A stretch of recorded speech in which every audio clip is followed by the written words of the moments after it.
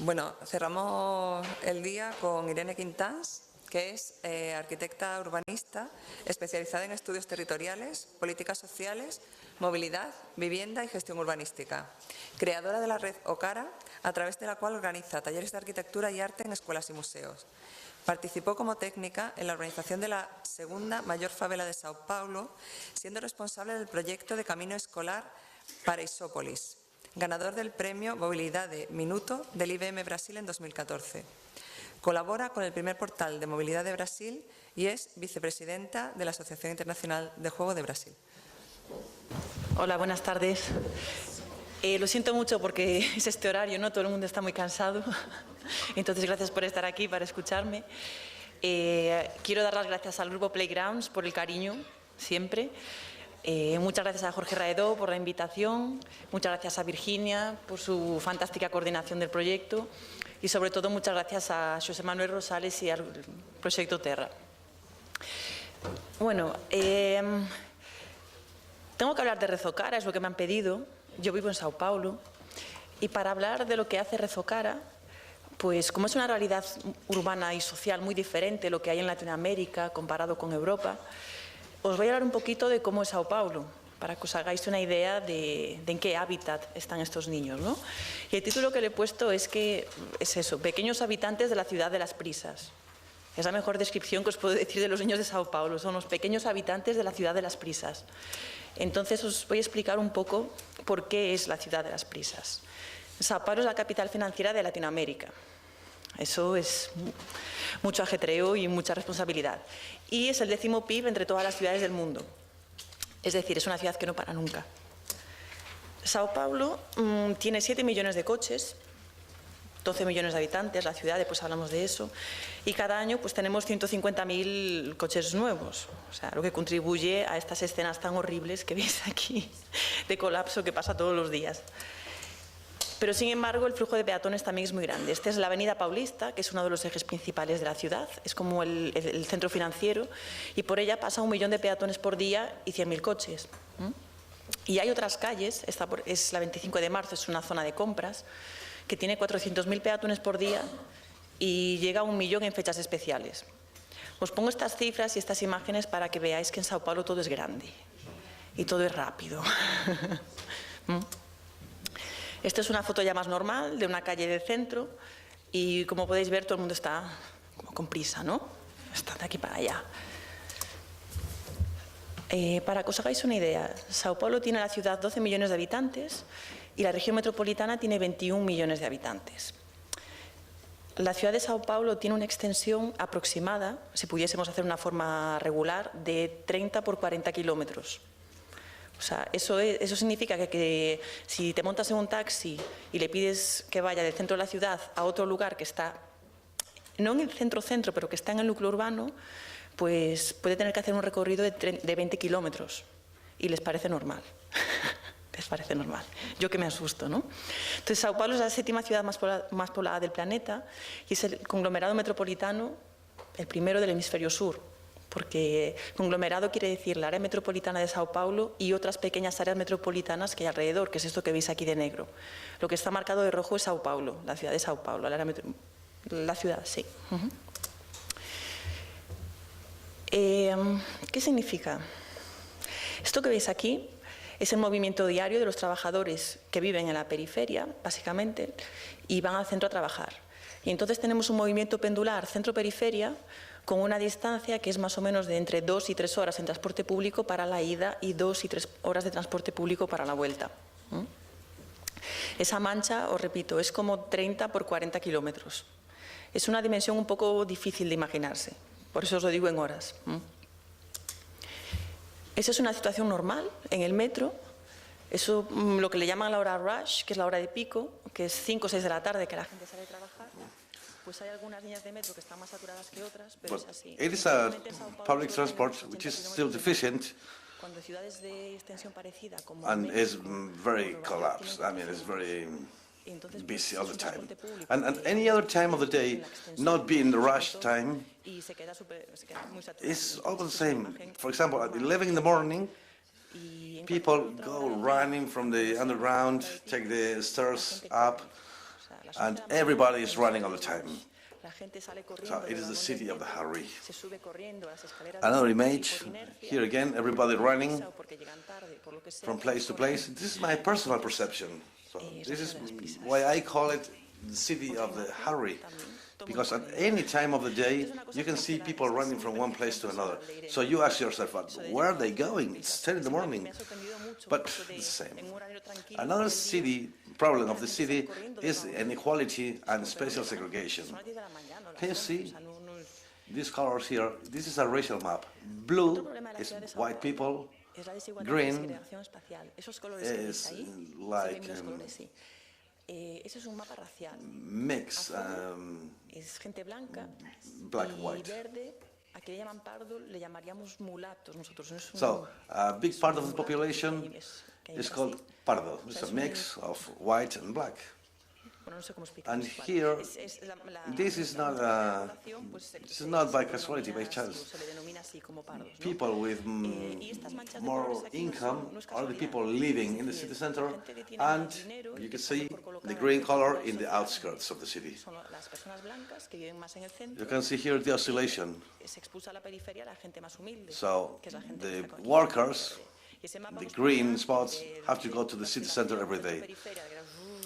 Now we can see another map here with people with the income of 20 minimum wages. And so as you can see, they live close to the work. They don't need to commute 2 or 3 hours and 2 or 3 hours for coming back. Well, here again, a lady looking at the watch, always hurrying. Sao Paulo is the city in Brazil with the least murders, but it's the city with more people dead in traffic accidents.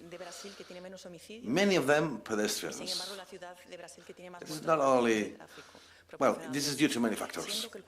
One of them is that people is always running, hurrying, and accidents happen.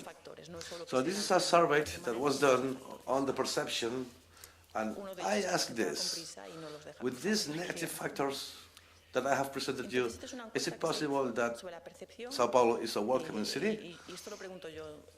So in this survey, participants were asked, would you move from Sao Paulo to another city? More than half said yes. I don't think people from Madrid, if they were asked if you could move from Madrid, I don't think we would have that proportions saying yes. Why they say so? Because Sao Paulo is the capital of working, and they have to be there because otherwise they wouldn't work. They are forced to be there.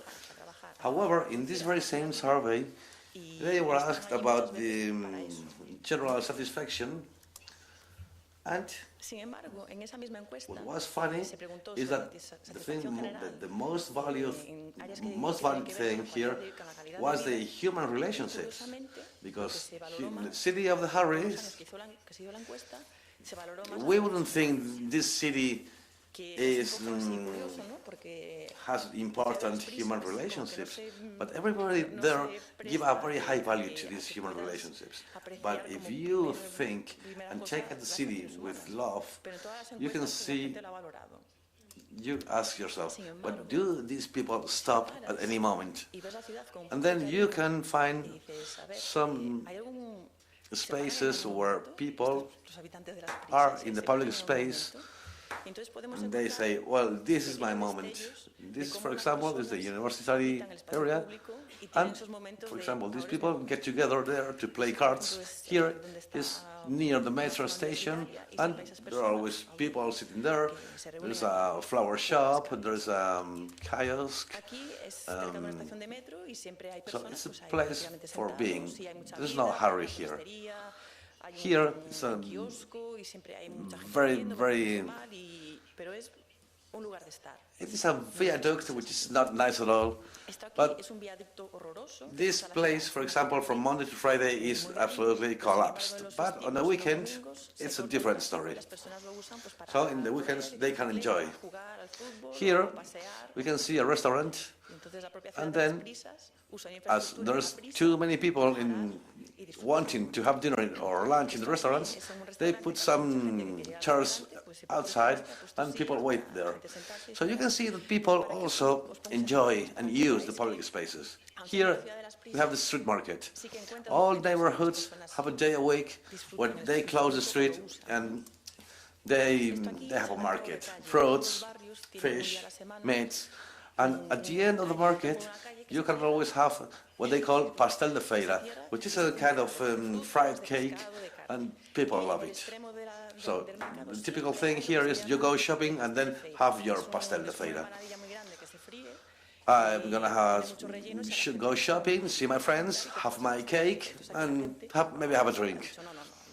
So, on one hand, we have people always running, always hurrying, but on the other hand, people using public spaces. So this is an introduction just to make you know the city. And what happens with children and youth people? Well, the perception of adults is that the quality of life for children and youth people is very low. It's in the last places. They say it's not a good place for children and youth people and youth. Another terrible survey.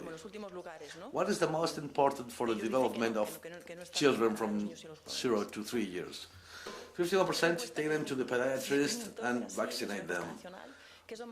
But 45% they say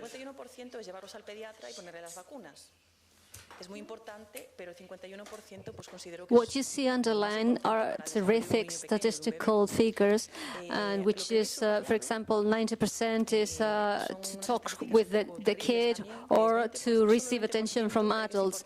Only 12% says it is important to get care or affection. So the rest of it is related to, for example, being sure or being clean or whatever. And even to make us cry, only 8% says it is important to relate it, to let them relate with other people or brothers or kids, etc. That is what makes us think in the first place. So don't kids relate to other kids in the city because it is not a welcoming city or because it is not really important for people. I am going to foster some questions. For example, so what is the result of all these? Kids from different classes, social classes, spend a lot of time in their houses, at home, and what I call the box, because daddy and mommy think this is the best place for kids. But sometimes what they do is watching television. Since the city is not a friendly city, even though they talk about human relationship, but not for kids, many kids are carried from one place to another by car. For example, to any activity they do, they are carried out away by car. And in leisure times, they go to malls, to shopping centers, because they think, my kid is better here. And why do they think that? Why do they think that those are the best places for a kid to be? Probably you also have the same idea about Brazil, and it is because where they think Brazil is a very, very dangerous place to be in. So the best thing is the place, big box, which is the shopping center, and the small box, which is the car. But I disagree, fully disagree, and I live there. But it is a disruption. I mean, it is an interest for the companies, big companies, to make them think that those are the best places for them to be, so that they consume, they pay for the parking, they buy things. So there is a big pressure in the country to put an emphasis in the danger of the city while you're walking around, so that you go to those places and be consumers. So kids are in all that circle, but so in the end, the city is something to be used. We can live there. It is welcoming. But, well, I love that picture of the kids doing all those things, talking about the city, so if the city can be used or not. Sometimes people get bothered when I show this picture. Well, children open doors, and not in a figurative way. I mean, they open doors. And sometimes they say, no, I want to explore. And I want to say if it is welcoming and if I can use the city or not. So children go there and they champ. So this is the bridge I showed you before, that it is closed to traffic on the weekends, and this, they say, oh, this is a space for me. I can run away, run around, and I am free to explore. And that is what they do. They run and run and run and see the space, and nobody can stop them because they are free. So they can see, well, this is my kid. He's all right here. You can see some other kids. They are running because they are free. So this is the utter expression of freedom, running. But I wanted to make a stress on these moments. Am I a hurricane? Do I talk too much? Do I do too much? Do I think too much? But in all these situations, I find things that stop me. In this city of the rush, one of the problem is that we don't give them time for them because everybody's in a hurry. So when I take my kids to school, for example, my kids go walking to school. Since they can walk on their own, they can stop and see a flower, so they can pick flowers for the mommy. And it is the time for the kids to do whatever they want to. If all of us did that, we didn't build these horrible things that you see in that picture, so that nobody can sit there, not even for anyone to sleep. But it is a horrible and awful place. But what if someone wants to sit? But what for if this is the city in a hurry? There are no benches in this city because it's better to rush, hurry up, and to be consumers. But there are some other places, small places, where they do not do this, and this is what happens. I took the picture because I was walking behind a mom and her kid, and she stopped, opened a book, the mom, the girl opened a book and started reading. So she gave her kid time. But sometimes this happens. Sometimes urban shape doesn't allow us to do this, but I'm showing you this so that you can see that it is difficult to find the time for the kids. This is very strange too. Many buildings have fences around, and they have a kind of hat with a security camera. It is like a military thing, and they are always watching. But the mom let the kids be outside the fence, and the kids were selling little papers with messages. So I wanted to give the kids their moment. And here in this picture, it is in a building, and I think it is the best bench in all Sao Paulo. Is Lina Bobardi, and it is a wonderful place for kids to be running and jumping. And the kids I do workshops with live in this city, the city of the hurry.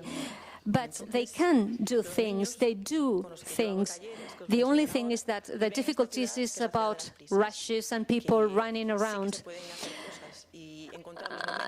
So I want to explain you how Rezocara started. When I started, I began working in the Secretary of Living, and many of you probably have seen this picture already. It is a very famous photograph. It is terrific, but I'm going to do a zoom so you can see how it really is. And what is marked in red is the building of the famous favela, this slum. So you can make an idea, it is really dense with a huge lot of people living inside. And I was rebuilding this project, and this program, rebuilding program, received an award for this program. And this slum, this favela, has poorer parts, which much is better what we understand of favela or slum in Brazil. But there are some other parts, like the one you're seeing, which is quite different. And if I showed you just a partial picture, you wouldn't relate it to a slum. Sometimes everything is really new, like if you were in the city center of any other city. So sometimes we are prejudiced because of ignorance, but sometimes peripheral places are considered slums, but sometimes they have huge surprises and they are very active. And this is the map of Persepolis, and I thought about making a walk to school. So a huge percentage of kids go walking, but I was interested in more urban-like subjects. So happily enough, the government, the municipality, let me do this walk through to school project. So how can we do this? Because everything is huge in this city. So in the Ministry of Public Urbanism, we did this map. And the black places are schools up to 14 years old. And so I picked up a school from each area in red, like 1,500 pupils. So I used the standard methodology of walking to school, making a survey to see the mobility of the slum, with results which led me to take some actions, since there are not a lot of examples of walk-to-school paths, but we used it, even though small, we used them, and even, I cannot tell you all about it. I'll show you some images or pictures of the mobility of kids there. The inner of the favela go on its own or with friends or brothers going to school, and they would be impossible here, those percentages. Those 7 years old are nearly 30%. And the other part I studied, the other area, which is a little bit more peripheral, it's about 10 years older and on, and with big percentages of kids walking compared to some other countries like Canada, United States. So you can see here the kids walking.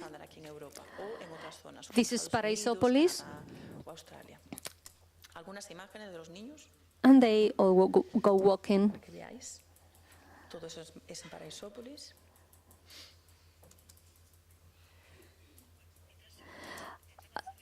While I was trying to develop this walking path to school, with nearly no time, just on my free time, I was developing this project. I was searching in the internet and asking people if they knew of a path to school developed in Islam. So I was trying to find things in Google. So when I got out from the city town, I thought, what a shame there is not a place where all the information is gathered for similar realities to be consulted. So I decided to make it up myself. So that is why I created Okara.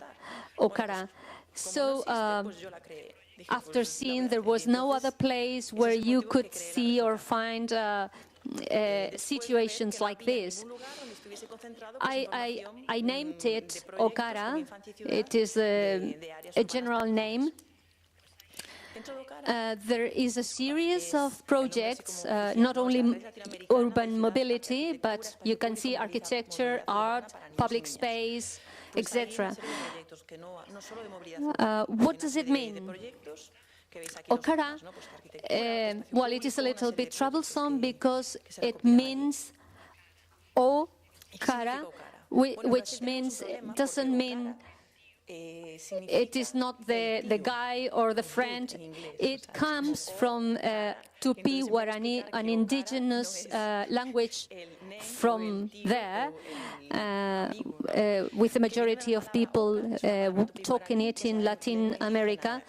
And it means the space between in the houses, because it means home, and it wants to be a meeting point. So I thought our dear Jorge Herrado, without him, Okara wouldn't be the same. So both of us are the two like leaders of this project. So something I really thought, or some people told me, is why Spain or other countries cannot get into this Okara network. Even if we spoke the same language, the urban city reality has nothing to do with each other. The goal of this network is to empower people in this city and convince them that those projects can be carried out. So things that can be done here in these countries are important, like a starting point, but are not enough to encourage people. So sometimes in Sao Paulo, they say, well, that is well enough, fair enough for those countries, but it cannot be done here. So you have to say, I will show you later. I'm showing you these projects in more difficult conditions than those here. So this Okara network was born in order to help people to think in this way. 2 years ago, it was opened 2 years ago, and I've searched for statistics to show you. There is nearly 9,000 users. Even if it is a very small website and a specific subject, I think it has a huge demand of users, and countries which access Red Okara. Only in Spain, nearly 900 users or visitors. But even in the 9th place, China, it was 250 sessions users. And if you find China, Okara network or whatever, there is no connection in between them. It is just because they wanted, especially wanted to get into Red Okara. So it has text in Spanish and Portuguese, but how can it be that 1,800 sessions from the United States? And so we have a huge potential, because there are many people around the world that it is interested in our subject. Those are the cities, our countries, getting into the site. And I have zoomed in Spain, and so you can see how people from Spain get into Okara. And it is really motivating. What do we do? Basically, typically, there are two lines of work. This is the portal web, which find experiences having to do with childhood, and we amplify them so to reach all those public. I have shown you, and sometimes they are only known in the city, but once we publish them, everybody sees them. It is like taking those experiences to other people. That happened in Lima, and there were two projects in Lima, and when they joined to Okara, they saw that there is someone in Okara that it is doing the same thing as we are doing. So they found they were not alone. So it was like a meeting point. So, like, you could find people that were doing things similar than the ones you were doing. And on the other hand, we do some workshops that I will explain in detail. This sentence is very important. Youth and children are multiplier of experiences and agents, transformer agents for society. I will show you some pictures of experiences in Okara. I have taken you some cards with the address. It is redokara.com. It is easy to get in. This is a project in Argentina, Buenos Aires, which is carried out in one of the biggest slums in Buenos Aires. This is the first PEDI bus, and it is in the peripheral Bogota, and it is a place of paramilitary. And when they say, this cannot be done here, and I say in Sao Paulo, no, look at this, this is more difficult and troublesome than Sao Paulo. So they have done it there. Here you can see this is a very beautiful project in 2011, and with the mobility department in Bogota, and you can see this school walk, and this is related to another petty bus doing in Barranquilla. This is a school path by bicycle, and it has wonderful figures, and you can see them in the site. And each project has the contact data of the project developing the person developing the project. But it is a project done with hundreds of kids in Bogota. This is in Caracas, Venezuela. This is in Peru. This last year, am I right? I think, yes, I think this talk was in 2015. Those are playing spaces. This is a national program, a municipality program, which is my neighborhood. And so they go to a village and working together with the citizens there, they decide the public space they need in that place, like sort of slums. But children always take part in this, the execution of these projects, and sometimes they hire people living in the area, so they work together with the people from the area. It is a very beautiful project. Here we have another workshop in Uruguay. This is in Guatemala. This is Brazil. A general plan of Curitiba. It has been a little bit troublesome because of the participation. It was very effective, or at least it was all right that they tried to do something with the youth. This is another experience in Brazil. Those are cells of transforming. And this is another project in Sao Paulo, which is very vulnerable. And this is crackland, because there are lots of problems with crack.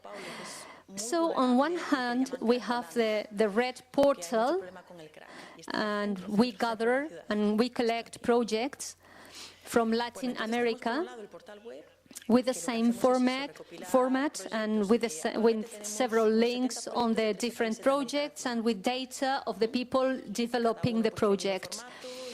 So since I live in Sao Paulo, I thought I also want to do things.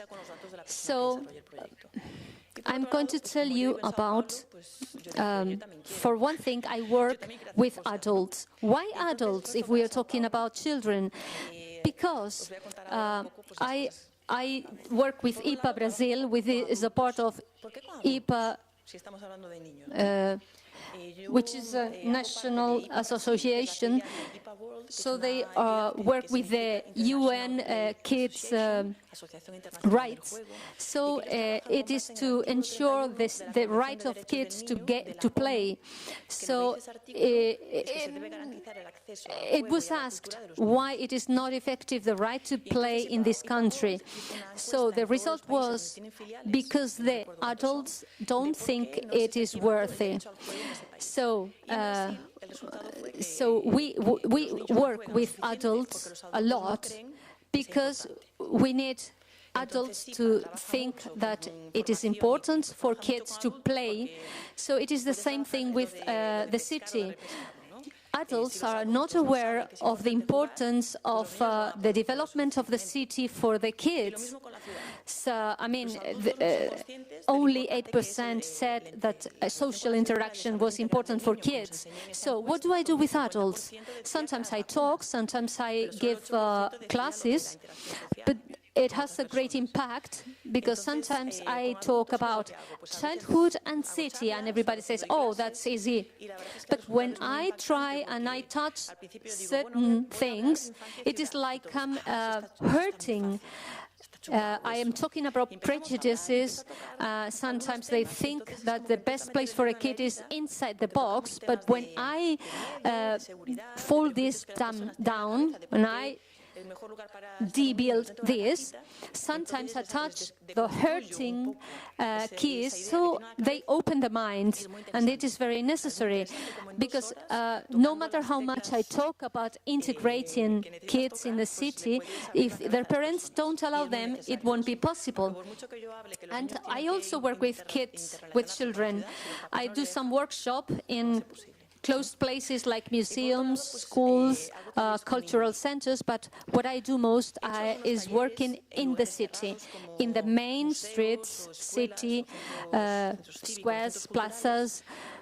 In Sao Paulo, for the last 3 years, more or less, a movement has been generated about urban collectives, people who, in a voluntary basis, work in the urban space, sometimes like la guerrilla, and sometimes they do tactic or intervention, or they fight for a better city.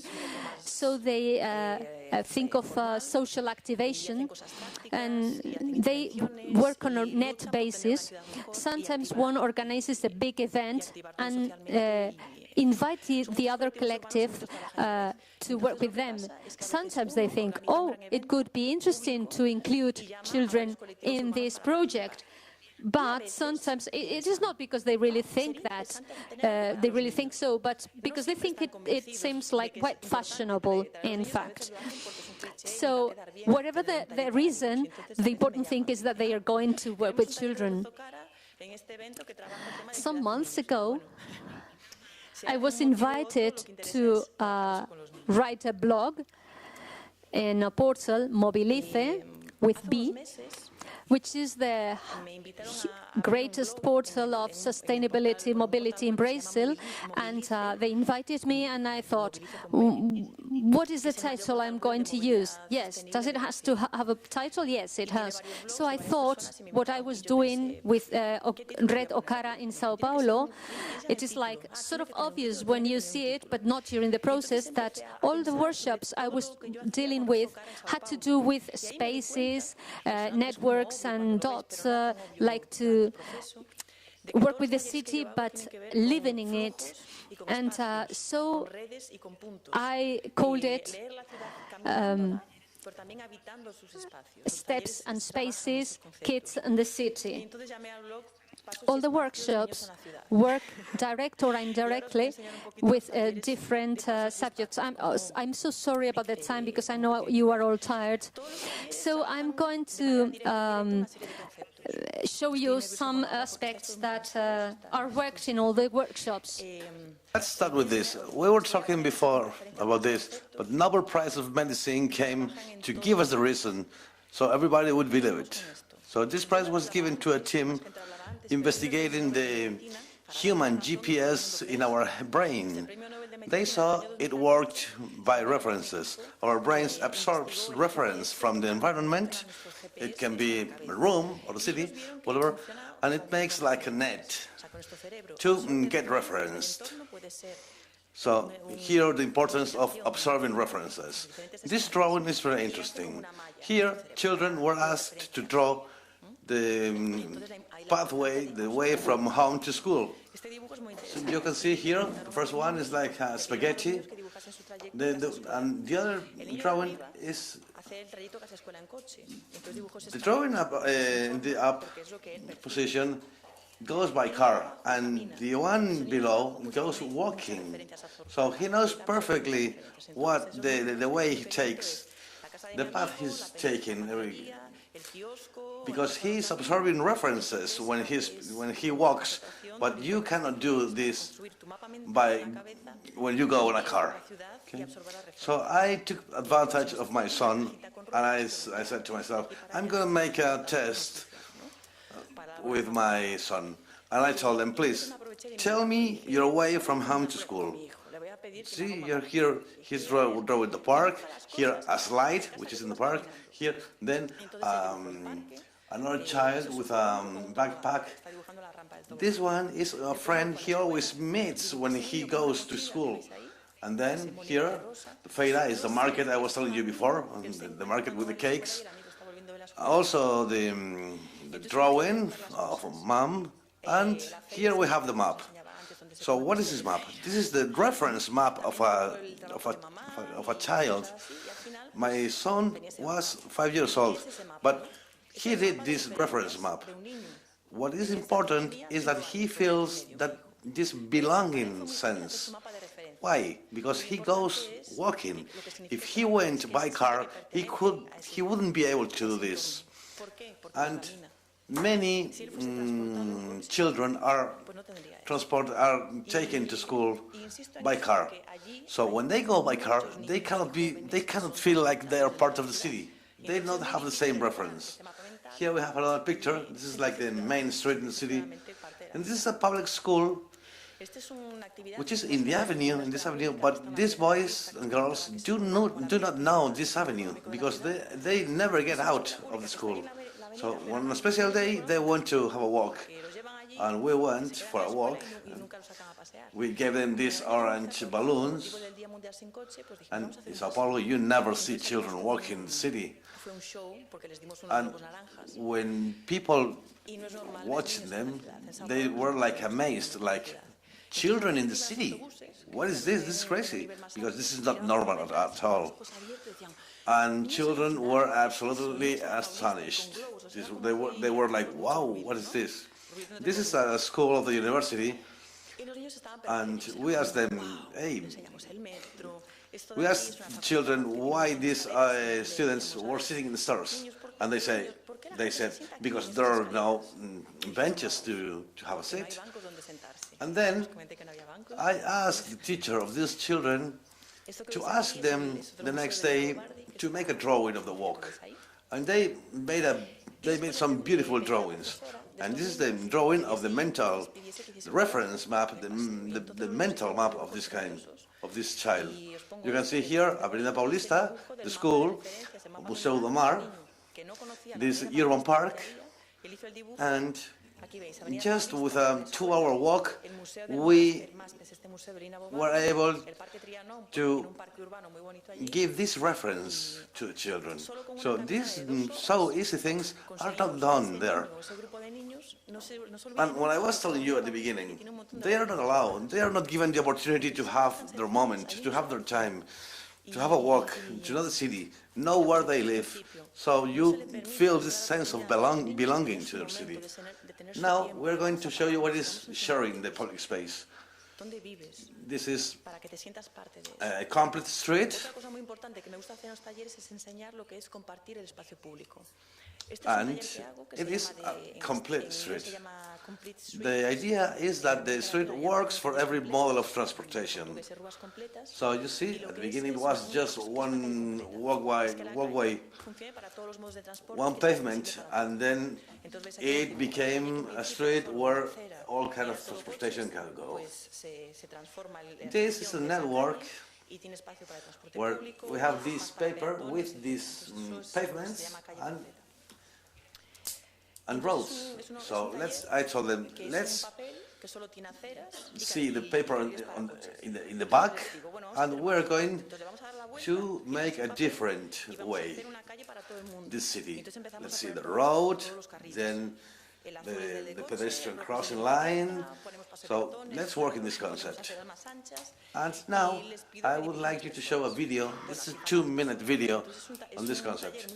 The video is in Portuguese. I am going to lower down the volume and I will be translating to you. Irene, we have been told you do things with kids, and we would love you to have a video with different conversations with children. So please, let's go to the park and we will record them and give them a micro, and we have the movie done. And they told, well, the best thing would be to have them in their environment. So these people from Greenpeace that had never done activities with children, they said, well, we have to be very careful, because when children say they want a nice street, they would say they want a street of candy or of any other thing children like. And that's why I want to play this video, to see the outcome, see the result. I'm going to lower the volume.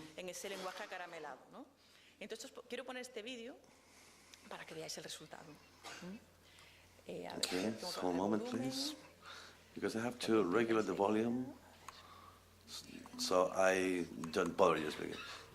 The girl says, is it now that we're going to start? Tengo que regular el volumen para que me escuchéis y no os moleste mucho yo hablando. Bueno, la niña dice, ¿es ahora que vamos a empezar? If that street were mine,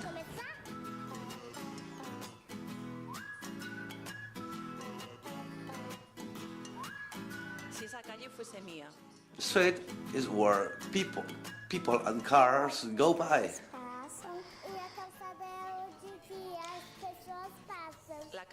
If you don't signal, you cannot cross the street, so then people cannot go to somebody's home. What I like the most is playing in the street.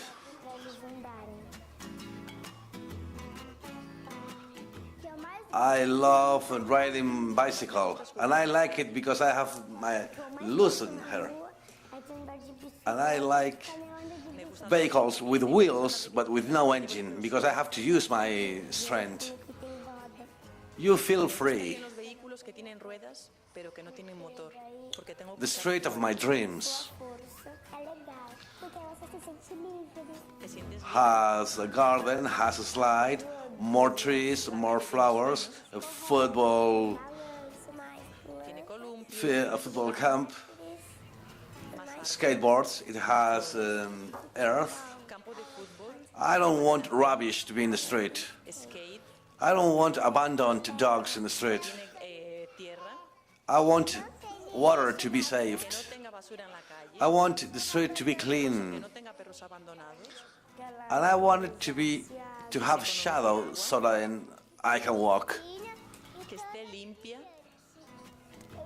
I don't want it to be like the other ones that are so busy that everybody goes running. everybody goes running like this. And when a street is good for children, it's good for everybody, which is from Bertolucci, phrase, the sentence.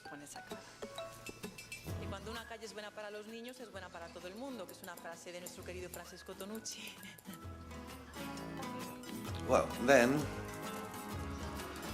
they were very surprised, as expected, because they thought kids would talk about lollipops and candy and these things, and the common sense of these children surprised them. So people here working with children, they know kids have criteria, and they know how to face the main problems and give the main solutions. But people who don't work with children are not aware. So this is the proof of how they are not aware and how they get surprised when they do get aware. Here again in Avenida Paulista, but well, they took many urban mobility measures. So where there were 0 kilometers, he created 400 kilometers of bus line. And all this is it has been very controversial because this is the city of cars. So this is the day that the bicycle line was inaugurated in Avenida Paulista. So everybody said, this is crazy, the main street, and it has a line for bicycles. It was an occasion where the Avenida Paulista was closed. I was asked to go and do something, and I came up with a manual check-in. So we placed a paper, children were there, marked their hand and their name to make them feel important, to say them, it is important to you to be here today, because your presence here today, it is important, and they loved it. And it was a big panel with all children. Now, please, 5 minutes, 5 more minutes. Well, if we go over 8 o'clock, it would be more expensive. Okay. Okay, so then give me 3 minutes, please.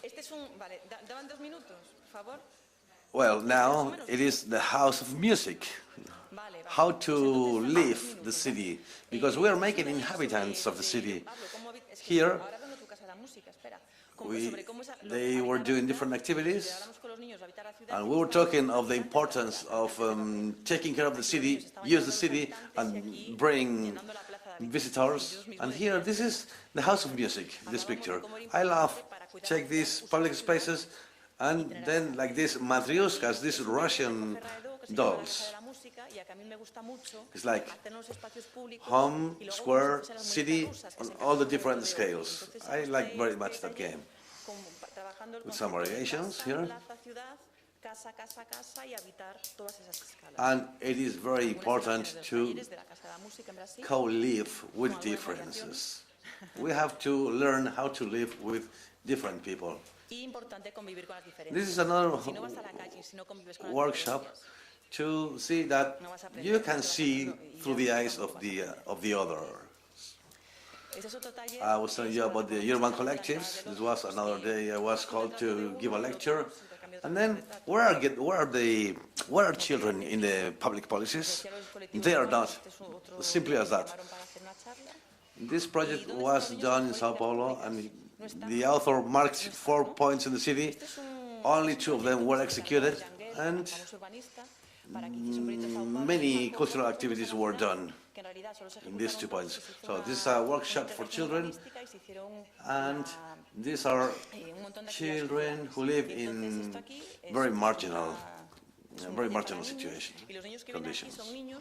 And to end with, we in November did a seminar funded by the World Bank called Cities on Foot. And the issue of children in public policies was introduced, and it was very important, above all, for adults to know that children exist, and we did this project. We brought experiences from Latin America, and a series of activities that the public there had never worked with children before. So they were technicians of urban mobility, and now this is a part of Red Okara, which is called Okara Lab. Please take it with you and you will take a look at it, because I don't have more time. But this is an experience done in many different places in the world, and you can see it's been done in Venezuela, Argentina, Mexico, Brazil, and it has been also done in Portugal.